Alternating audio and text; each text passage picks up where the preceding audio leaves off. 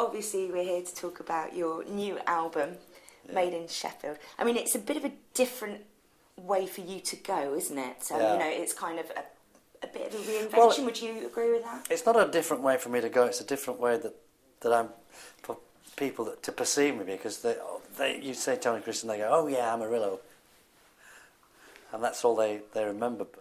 So you've worked with Mercury-nominated artist Richard Hawley on this. Yeah. How did that come about? I mean, did he approach you, or vice versa? Who came up with the idea? No, I mean, I was making a different album when this happened. I was driving home with my son Sean, listening to the radio, and a song called Cole's Corner came on the radio, Richard Hawley.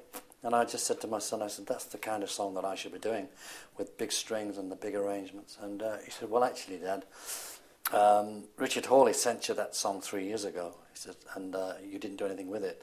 Because, I mean, this was at the time when Amarillo, when that sort of madness with Amarillo was happening.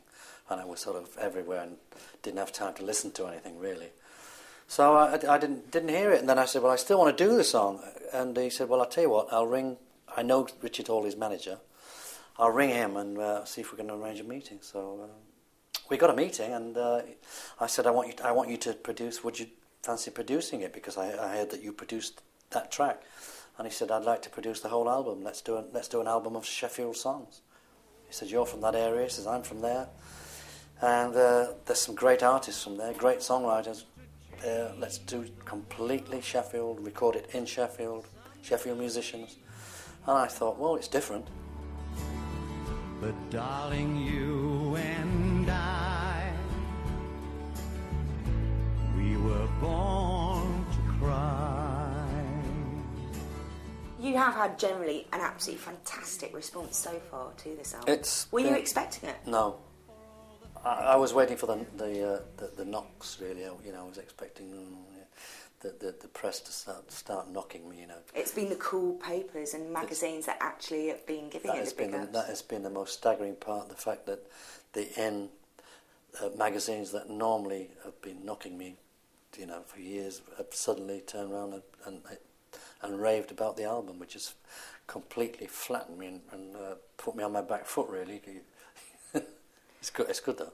Other Sheffield connections that you've got on there, of course, there's a certain Alex Turner involvement, I understand. The Arctic Monkeys, yeah. Yeah, we couldn't really make an album about Sheffield without doing the latest, really the big thing from Sheffield, which is the Arctic Monkeys.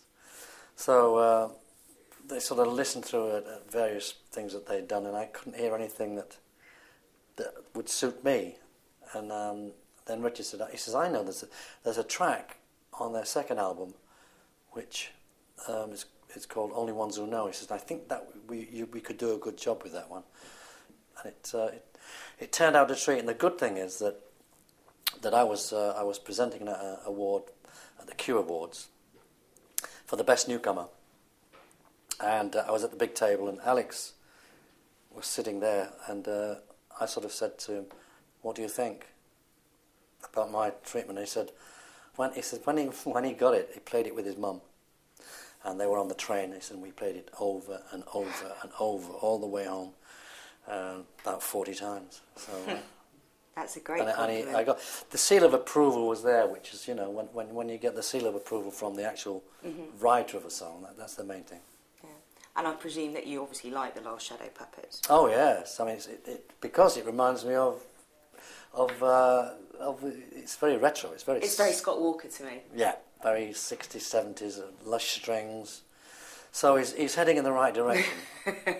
Well, I mean, it must be fascinating for you in a way as well, because obviously it was 1971, wasn't it, when it first really went mad for you? Yeah.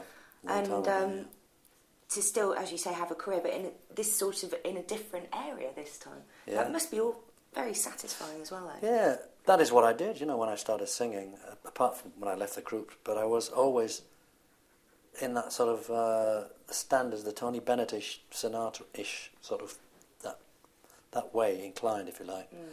The pop side of it was purely down to I was put with pop producers, and they started giving me these hit songs, which were pop songs, you know. Do you think Amarillo's become a bit of an albatross for you then, really? It's one of those Albatross. Amarillo. It's like your favourite child that you'd like to kill, but you can't.